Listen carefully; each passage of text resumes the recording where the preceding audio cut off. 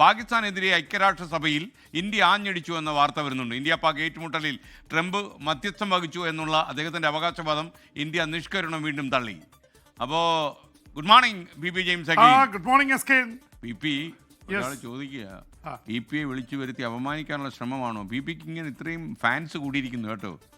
എനിക്ക് ഉണ്ടാക്കുന്ന കാര്യം നമുക്കൊന്നും ചെയ്യാൻ പറ്റില്ല, ഒന്നും ചെയ്യാൻ പറ്റില്ല. ആളുകൾ ഇങ്ങനെ അങ്ങ് സ്നേഹിച്ചു പോയാൽ നമുക്ക് എന്ത് ചെയ്യാൻ പറ്റും? വേണമെങ്കിൽ തോളം അല്പം ചരിച്ചു പിടിച്ചു. ലാൽ പറഞ്ഞില്ലേ എന്നെ അവർക്ക് ഇഷ്ടമാണ് എന്നുകൂടി പറഞ്ഞു. അതാണ് PP കാര്യം. ജനങ്ങളുടെ ആഭിമുഖ്യം വാർത്തയോടാണ്, വ്യക്തിയോടല്ല. അപ്പൊ ഇനി ഡോക്ടർ ജയശങ്കർ ആഞ്ഞടിച്ച കാര്യത്തിലേക്ക്. ഈ പാകിസ്ഥാനെതിരെ ഐക്യരാഷ്ട്ര സഭയിൽ ഈ മണിക്കൂറുകളിൽ അതിശക്തമായ ഭാഷയിലാണ് ഇന്ത്യ ആഞ്ഞടിച്ചത്. അതിന് കാരണമുണ്ട്. പാകിസ്ഥാൻ പ്രധാനമന്ത്രി ഷഹബാസ് ഷെരീഫ് ഇന്ത്യൻ സമയം ഇന്നലെ രാത്രി, അവിടെയാണെങ്കിൽ പകല് രാവിലെ ആയിരുന്നു, ഇന്ത്യക്കെതിരെയും അതുപോലെ തന്നെ ഈ ടെററിസം സംബന്ധിച്ചൊക്കെ വലിയ നുണയും അതുപോലെ തന്നെ നാടകീയമായ ചില സംഭവങ്ങളൊക്കെ പറഞ്ഞു. അതിനെതിരെയാണ് ഇന്ത്യ അതിൻ്റെ റിപ്ലൈ ചോദിച്ചിരുന്നു. അതിന് മറുപടി പറയാനുള്ളൊരു വേദിയുണ്ട്. അതിൽ ഇന്ത്യയുടെ സ്ഥിരാംഗമായിട്ടുള്ള പെറ്റൽ ഗാലോട്ട് അവർ വിശദീകരണം പറഞ്ഞപ്പോഴാണ് പാകിസ്ഥാനെതിരെ അതിശക്തമായ ഭാഷയിൽ തിരിച്ചടിച്ചത്. പാകിസ്ഥാൻ പ്രധാനമന്ത്രി ഷഹബാസ് ഷെരീഫ് കാണിച്ചത് ഒരു തരത്തിൽ നാടകവും കഥകളുമാണ് എന്ന് പറഞ്ഞുകൊണ്ടാണ് മറ്റേ പെറ്റൽ ഗാലോട്ട് തുടങ്ങിയത്. എന്ന് മാത്രമല്ല, പാകിസ്ഥാൻ യഥാർത്ഥത്തിൽ ഭീകരവാദം കയറ്റുമതി ചെയ്യുകയാണ് ഇന്ത്യ അടക്കമുള്ള രാജ്യങ്ങളിലേക്ക്. എന്നിട്ട് പറയുന്നു ഞങ്ങൾ ഭീകരവാദത്തിനെതിരെ പോരാടുന്നു എന്ന് പറയുന്നു. എന്ന് മാത്രമല്ല, പാകിസ്ഥാൻ പറഞ്ഞു ഇന്ത്യയുടെ യുദ്ധവിമാനങ്ങൾ തകർത്തുവെന്ന്. യഥാർത്ഥത്തിൽ പാകിസ്ഥാൻ്റെ 5 ഏറ്റവും ലേറ്റസ്റ്റ് ആയിട്ടുള്ള യുദ്ധവിമാനങ്ങൾ ഇന്ത്യ തകർത്തുവെന്ന് ഇന്ത്യയുടെ സൈനിക മേധാവി തന്നെ പറഞ്ഞതാണ്. അതിനെക്കുറിച്ചൊക്കെ അവർ മൗനം പാലിക്കുന്നു എന്ന് തുടങ്ങിയിട്ട് പാകിസ്ഥാൻ പറഞ്ഞ ഒരു പ്രധാനപ്പെട്ട കാര്യം, ട്രംപിനെ മധ്യസ്ഥ ശ്രമത്തിൽ അഭിനന്ദിച്ചിരുന്നു ഷഹബാസ് ഷെരീഫ്. പക്ഷെ അത് തള്ളി. അങ്ങനെ ഒരു മൂന്നാം രാജ്യം ഇടപെട്ടിട്ടില്ല. പാകിസ്ഥാൻ്റെ director general of military operations അഭ്യർത്ഥിച്ചതനുസരിച്ചാണ് ഇന്ത്യയുടെ ഡയറക്ടർ ജനറലുമായിട്ട് സംസാരിച്ച് വെടിനിർത്തലിലെത്തിയത്.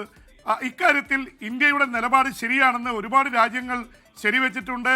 ഒരുപക്ഷെ പാകിസ്ഥാൻ്റെ ഡെപ്യൂട്ടി പ്രധാനമന്ത്രി തന്നെ ഇന്ത്യയുടെ നിലപാട് ശരിയാണെന്ന് പറഞ്ഞിട്ടുണ്ട്. അപ്പോൾ അതുകൊണ്ട് ഈ ട്രംപിൻ്റെ അവകാശവാദം ഒരു നൊബേൽ സമാധാന സമ്മാനമൊക്കെ സംഘടിപ്പിക്കുന്നതിൻ്റെ ഭാഗമാണ് എന്നുള്ള തരത്തിൽ ആക്ഷേപം വന്നിട്ടുണ്ട്.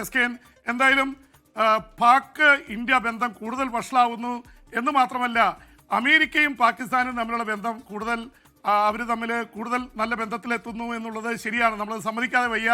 പാകിസ്ഥാൻ പ്രധാനമന്ത്രി ഷഹബാസ് ഷെരീഫിനെയും അവിടുത്തെ സൈന്യാധിപൻ അസീം മുനീറിനെയും നേരിട്ട് വൈറ്റ് ഹൗസിലെ ഓവൽ ഓഫീസിൽ വെച്ച് ട്രംപ് ഇന്നലെ കണ്ടിരുന്നു. അവർ തമ്മിൽ വലിയ രീതിയിലുള്ള കാര്യങ്ങൾ ചർച്ച ചെയ്തു. പാകിസ്ഥാനിൽ ധാതു നിക്ഷേപവും അതുപോലെ തന്നെ എണ്ണ കുഴിച്ചെടുക്കാനുള്ള സംവിധാനങ്ങൾ അമേരിക്ക ഏർപ്പെടുത്തും. അതാണ് ട്രംപിൻ്റെ ഒരു വലിയ നേട്ടമായിട്ട് ട്രംപ് പ്രൊജക്റ്റ് ചെയ്യുന്നത്. അപ്പോൾ ട്രംപ് പറഞ്ഞു ഇന്ത്യ പോയി പാകിസ്ഥാനിൽ നിന്ന് ഭാവിയിൽ എണ്ണ വാങ്ങിക്കേണ്ടി വരും എന്ന് പറഞ്ഞത് അതുകൊണ്ടാണ്. എന്തായാലും പാകിസ്ഥാൻ തുറന്നു കൊടുത്തിരിക്കുന്നതെന്ന് മാത്രമല്ല, പാകിസ്ഥാനുമായി ഏറെ അടുപ്പമുള്ള ചൈനയെ തള്ളിയാണ് ഇപ്പോൾ അമേരിക്കയുമായിട്ട് പാകിസ്ഥാൻ വീണ്ടും ചങ്ങാത്തം സ്ഥാപിച്ചിരിക്കുന്നത്. അതിൽ ചൈനയ്ക്ക് അതൃപ്തിയുണ്ട്. ചൈന നേരത്തെ തന്നെ പറഞ്ഞു ഞങ്ങൾ പാകിസ്ഥാനിലെ പ്രധാനപ്പെട്ട സാമ്പത്തിക ഇടനാഴി പ്രോജക്റ്റിൽ നിന്ന് 5.5 ലക്ഷം കോടിയാണ് ഞങ്ങൾ പിന്മാറുകയാണെന്ന് ചൈന പറഞ്ഞു. ചൈനക്കാർ ഒരുപാട് പേര് പാകിസ്ഥാനിൽ കൊല്ലപ്പെടുന്ന അവസ്ഥയുണ്ടായി. എന്തായാലും ഇതിൻ്റെ പേരിൽ ഇന്ത്യയും ചൈനയും തമ്മിലുള്ള ബന്ധം അത് വളരെ ഊഷ്മളമാവില്ല, പക്ഷേ അതിൻ്റെ അടുത്തെത്താനുള്ള സാധ്യതയുണ്ട്. കാരണം വ്യാപാര രംഗത്ത് ചൈനയ്ക്കും ഇന്ത്യക്കും പരസ്പരം ആവശ്യമുണ്ട്. ശത്രുവിൻ്റെ ശത്രുമിത്രം അമേരിക്കയുമായി ഇന്ത്യ ഇടഞ്ഞു നിൽക്കുകയാണ്. ഇന്ത്യക്കെതിരെ ഇപ്പോഴും 100% മരുന്നിൻ്റെ കാര്യത്തിൽ നികുതി ചുമത്തി, ഇറക്കുമതി തീരുവ കൊണ്ടുവന്നു. അങ്ങനെ ഒരുപാട് തരത്തിൽ ട്രംപ് ഇന്ത്യക്കെതിരെ തിരിഞ്ഞുകൊണ്ടിരിക്കുമ്പോഴാണ് ചൈനയും റഷ്യയുമായിട്ടുള്ള ബന്ധം കൂടുതൽ ശക്തമാവുന്നത്.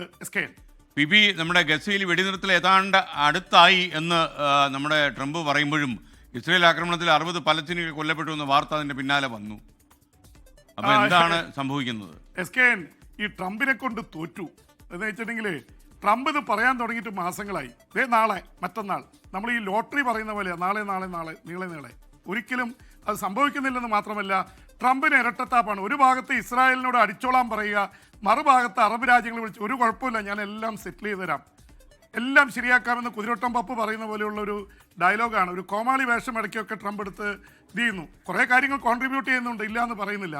പക്ഷെ അമേരിക്കൻ പ്രസിഡന്റ് പറയേണ്ട വാക്കാണോ ഇതെന്ന് അറിയില്ല.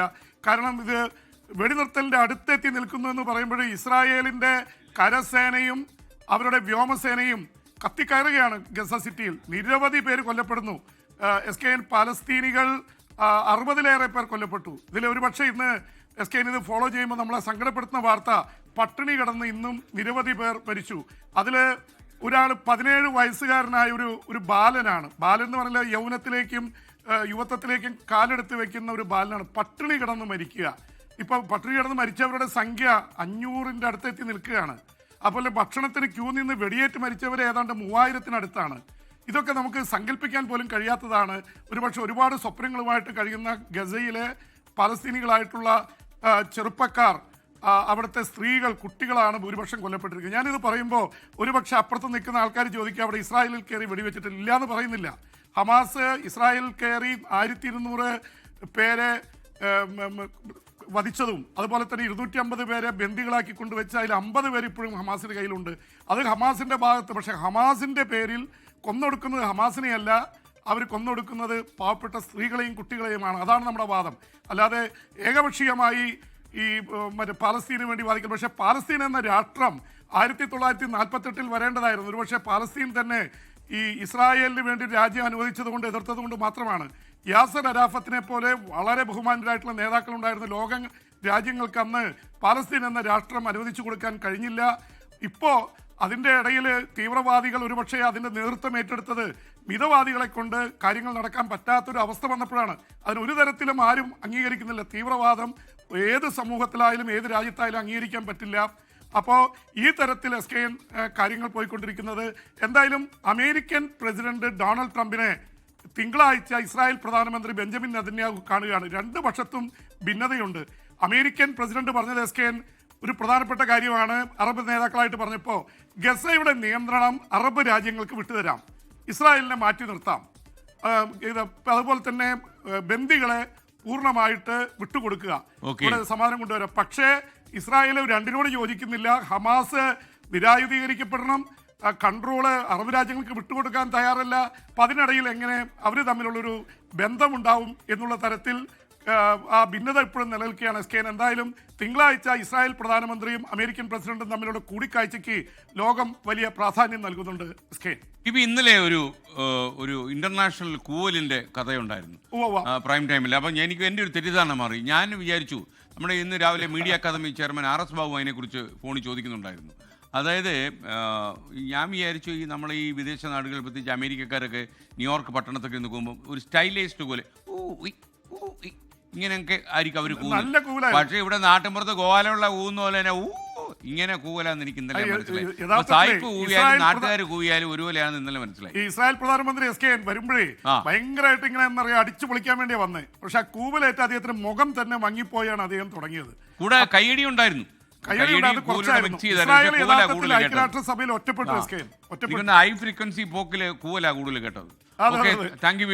ലോകത്തെവിടെയായാലും ഏത് സമയത്തും 24 വാർത്തകളും ഓഗ്മെന്റഡ് റിയാലിറ്റി പാക്കേജുകളും എക്സ്പ്ലെയിനറുകളും വിശദമായി കാണാൻ ഞങ്ങളുടെ യൂട്യൂബ് ചാനൽ നിങ്ങൾക്ക് സബ്സ്ക്രൈബ് ചെയ്യാം.